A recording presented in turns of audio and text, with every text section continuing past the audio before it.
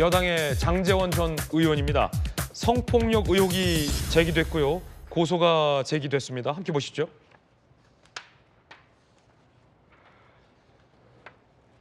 성폭력 피해를 주장하고 있는 A씨 여성이 나섰고요. 경찰에 나와서 진술을 했습니다.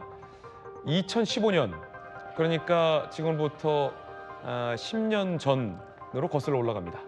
총선 출마용 선거 포스터를 촬영하던 날이었다라고 고소인은 밝히고 있습니다.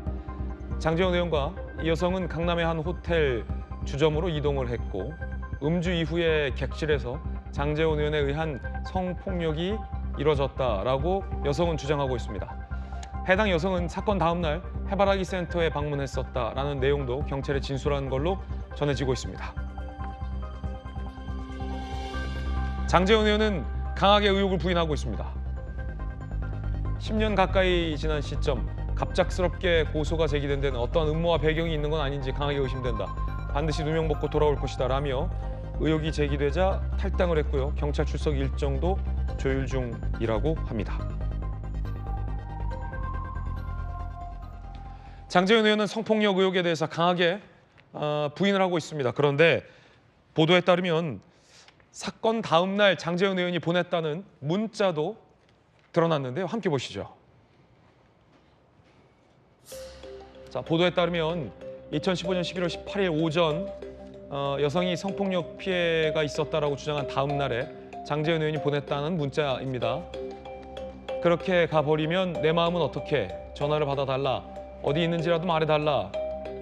라며 장제원 의원이 당시에 해당 여성에게 문자를 보냈다라는 보도가 나오고 있습니다. 해당 여성은 9년여간 이 장제원 의원이 보냈다는 문자 메시지의 캡처본을 보관해 온 것으로 전해지고 있습니다.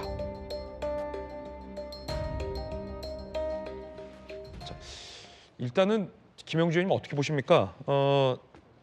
해당 여성은 2015년, 그러니까 지금으로부터 한 10년 전 장제원 의원에 의해 성폭력이 있었다라고 주장을 하고 있고 장제원 의원은 10년도 더 지난 일을 지금까지 있다가 이 시점에 제기한 것은 정치적 음해 아니냐라며 성폭력은 없었다라고 반박하고 있고요. 그 가운데 장제원 의원이 다음 날 보냈다라고 알려진 문자 메시지가 공개가 됐는데 그렇게 가버리면 내 마음은 어떻게? 라는 문자 메시지의 내용인 걸로 보도가 되고 있는 그런 상황이에요. 어떻게 보십니까?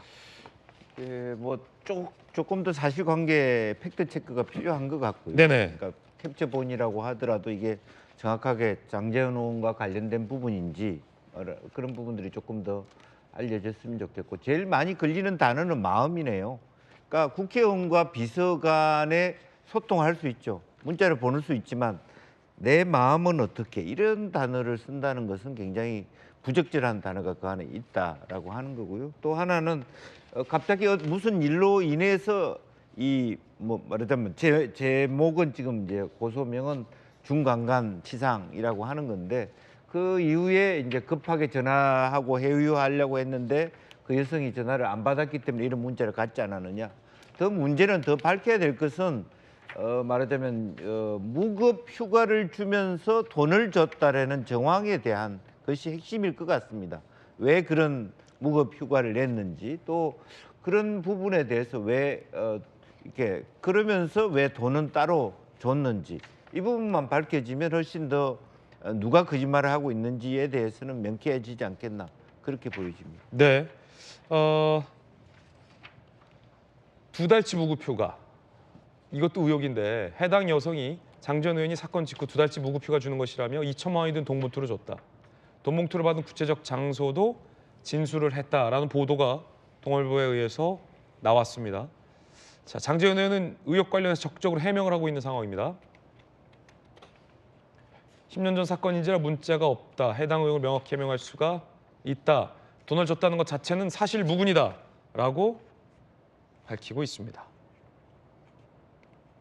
정혁진 변호사님, 네네. 10년이 지난 사건에 대해서 두 사람이 다른 주장을 하고 있는데 수사로 규명이 될 수 있는 겁니까? 어떻게 보십니까? 글쎄요, 일단 저는 깜짝 놀랐는데요. 첫 번째로 장제원 의원이 저런 행동을 했다라고 의혹을 받는 것 자체가 굉장히 놀라운 일이었고요. 저 비서라는 게 의원 시절 비서가 아니라 부산의 한 대학 부총장으로 재직하던 시절에 비서를 의미하는 거죠? 네네. 그 다음에 두 번째로는 저렇게 오래된 사건 2015년 11월 17일이면 거의 10년이 다 된 그 경우 아니겠습니까? 그러니까 저런 일들이 있으면 사실은 즉각적으로 뭐 신고가 돼가지고 이런저런 처리가 되는데 10년 가까운 시간이 지나도록 그 있다가 지금에 와서 문제를 삼는 것도 조금 의아하다 그런 생각이 드는데 그런데 혐의가 뭐냐면요. 준강간 치상죄잖아요. 그래서 제가 형량을 찾아봤더니 무기징역까지 가능한 범죄예요. 그러니까 이거는 공소시효가 아직 남아있다라고 볼 수 있고 그렇기 때문에 시간이 많이 지나가 있긴 하지만 수사의 대상은 충분히 될 수밖에 없는 거고요. 그런데 중요한 건 뭐냐면은 시간에는 파괴적인 그 힘이 있지 않습니까? 그러니까 많은 부분들이 없어지고 기억도 희미해지고 자료들도 없어지고 그런 일들이 벌어질 텐데 그런데 옛날과는 달리 요즘은 이제 많은 것들이 보존될 수도 있는 그런 부분들이 되니까 그러니까 범죄를 입증하는 것도 굉장히 쉽지 않을 것 같고 그다음에 범죄에 대해서 그 변명하는 것도 마찬가지로 쉽지 않은 그런 싸움이 될 것인데 기소와 공소 유지가 어떻게 될 것인지 이제 지켜봐야 되지 않나 하는 생각이 듭니다. 예.